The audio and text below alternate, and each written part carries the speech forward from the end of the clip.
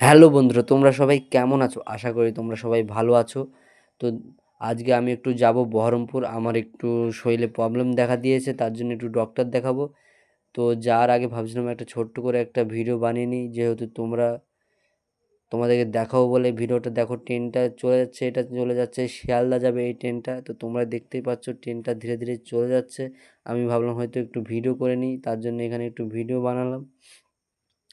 তো ট্রেনটা ধীরে ধীরে চলে গেল, আর আমি যাব বহরমপুর। এই ট্রেনটা যাচ্ছে শিয়ালদার, আমি যাব বহরমপুর, ঠিক আছে?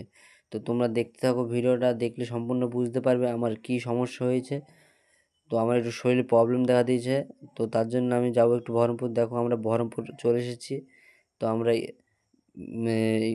বাইপাসের উপরে দাঁড়িয়ে আছি। তো দেখো আমরা ট্রেনে যাচ্ছিলাম, সেই দৃশ্যটা তোমাদেরকে একটু দেখানোর চেষ্টা করছি।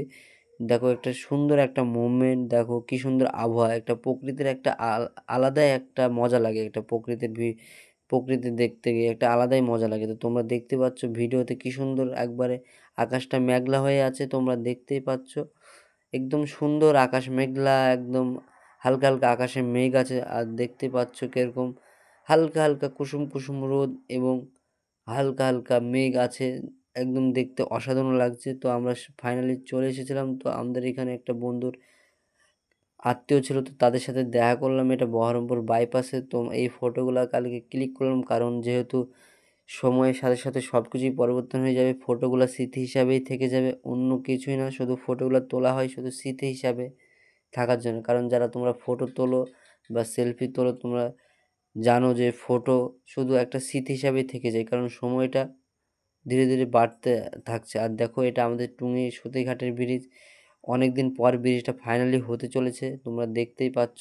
ব্রিজটা অনেক দিন পর কমপ্লিট হতে যাচ্ছে, কারণ এই ব্রিজটার পিছনে অনেক মারামারি কাটাকাটি সব কিছু হওয়ার পর ফাইনালি ব্রিজটা কমপ্লিট হচ্ছে। আমি অনেক খুশি, কারণ এই ব্রিজটার পিছনে অনেক মারপিট, অনেক ঝামেলা, অনেক আন্দোলন করতে হয়েছে, তারপরে এই ব্রিজটা কমপ্লিট হচ্ছে বা সাকসেস পাচ্ছে ব্রিজটা। তো এটা কিছু মুহূর্ত আমাদের প্রাইভেটের টিচারের সাথে, যেখানে আমি টিউশনি পড়তাম।